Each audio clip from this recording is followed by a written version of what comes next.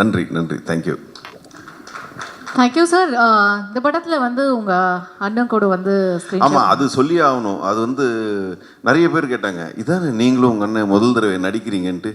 இது Rajini sir, Kamal sir ரொம்ப வருஷங்க அப்புறம் வந்து நடிக்கிற மாதிரி கேட்குறீங்களே அப்படின்னு சொல்லி எனக்கு சிரிப்பாக இருந்துச்சு. அதாவது ஃபோட்டோக்கு நிற்க சொன்னாலே ஃபேமிலி ஃபங்க்ஷனில் நிற்காதவன் வந்துட்டு இன்னைக்கு படத்துலலாம் நடித்து அவன் காம்பினேஷன் பற்றி வேறு நீங்கள் ஒரு கேள்வி கேட்குறீங்கன்னு நினைக்கும் போதே அப்போ நாங்கள் ஒழுங்காக படிக்கலனாலும் எங்கள் அப்பா அதுக்காக சந்தோஷப்படுவார் நினைக்கிறேன்.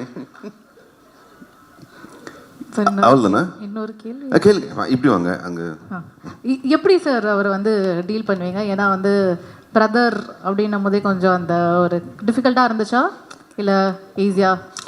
இல்லை, வீட்டில் இருக்க மாதிரி தான் இருக்கான். பட் கொஞ்சம் சீரியஸாக இருப்பான் படத்தில். அவன் கொஞ்சம் ஏதாவது நடிக்கலான்னும் போது, இல்லை டைலாக் ஏதாவது மறந்துட்டாலோ, இல்லை திடீர்னு நான் ஏதாவது வேலை சொல்லியிருப்பான் வீட்டில் எனக்கு, அதை நான் மறந்து விட்டு வந்திருப்பேன். ஏன்டா அது பண்ணல அப்படின்னோம்னு அதை பாரு, சாந்தி கூப்பிட்றாங்க பாரு அப்படின்னு போய்டும். ஓ அப்படின்னு சிரிச்சிடும், விட்டுருவான். டோட்டலாக எல்லாத்தையும் மறந்து டீல் பண்ணியிருக்கீங்க அவரை. நான் இந்த படத்தில் அப்படி தான். இந்த படத்தில் தேங்க்யூ சார். அவ்வளோதானா? இன்னும் இதான் நீங்கள் சொல்ல விரும்பல? வேறு எதுவும் இல்லைங்க, அவ்வளோதான்.